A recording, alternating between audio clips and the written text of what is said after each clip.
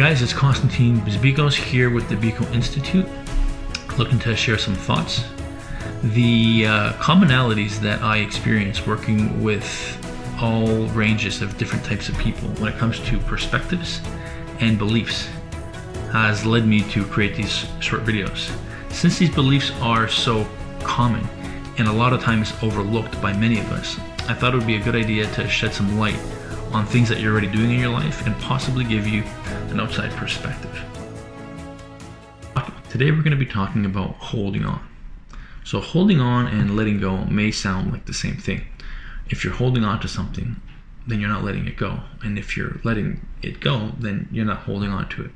So it sounds like the same thing, just worded differently. The truth is that they're not actually the same thing. When you're holding on to something, there's benefits that you're receiving from it, and you don't actually believe that you need to let go of it. That's the difference. When you need to let go of something, but you're having a difficulty time doing it, you actually know that you need to let go of it. You just can't do it. So the difference is in the blind spot. Many times we can't see what it is that we're holding so tightly onto. We're so attached to it that we believe that we need it to move forward in our lives, like as if it's a part of us.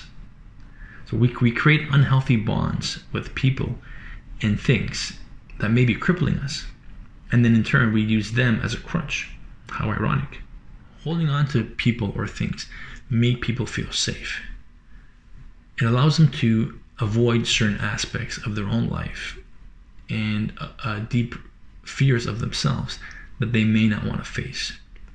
So this illusion of safety that they receive from holding on to whatever or whomever it is that they're attached to causes them to overlook an unhealthy connection that in many cases is poisonous to them.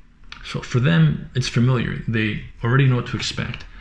And the fear of the unknown future is too great to want to let go. So they get used to living this way. And for many people, change is scary. Like after all, they're already alive, they're breathing, they have food, shelter, clothing. All of their bare necessities are being satisfied. So why would they seriously consider change? And that's the problem. So the larger threat is chiseling away at their mental and emotional well-being slowly. But for them, it's still too far away in their minds, right? Or they don't see the value in strengthening themselves. They feel like they have time. So they become more and more dependent, which makes the problem worse and worse. They become more and more powerless mentally. The quality of their life slowly deteriorates with every day that passes, and they don't even know it, or they're not willing to face it. So facing the truth holds so much uncertainty. What if one of their main necessities got challenged because they decided to let go of someone or something? Many people are in a state of survival, even people with a lot of money. It's a mentality, not a way of life. So based on an individual's subconscious programming or belief systems, any person is at risk of living their entire life from a place of survival. So letting go of someone or something when you're in survival mode means immediate danger, even if there isn't any. The conscious mind will be terrified. You'll feel nervous, anxious, and many times you won't even know why. You just know that you don't want change. For any living thing, if there is no nurturing, no movement, no nourishment, whatever it is will begin to slowly shrivel up and eventually die. If you are holding on to something that is hurting you, you are slowly deteriorating and are actually at risk of losing one, if not more, of those main necessities down the road. It's not healthy. If you want to enjoy your life, remember that whatever is hurting you now will continue to hurt you until you let it go. It's worth facing the unknown when you can rely on what you've learned in your life to start fresh. You already know what you don't want. Not a bad place to start. It gives you direction. The less you can hold on to things, the more focused the path is to ultimate happiness. The main obstacle is our belief systems. If you're not willing to change your beliefs, then you will be controlled by the lies that you subconsciously tell yourself. So take a look at your beliefs and list out all of the beliefs that are making you feel safe in order to stay in your current situation. Then acknowledge that they're not actually true, and acknowledge that they're convenient.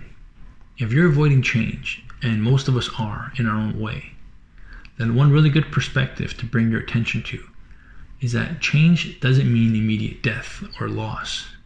Change always brings us closer to real happiness, as long as you're willing to adopt the mindset that you can do this, and you can.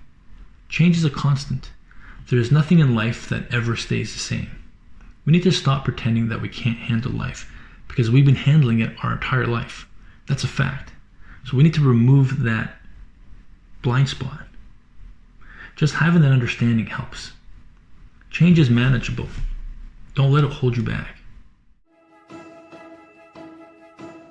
If you like today's topic and would like clarification on anything that was talked about, or would like to learn more, you can let me know in the comment section below or email me at business@bicoinstitute.com, and I'll do my best to respond to your questions in upcoming videos.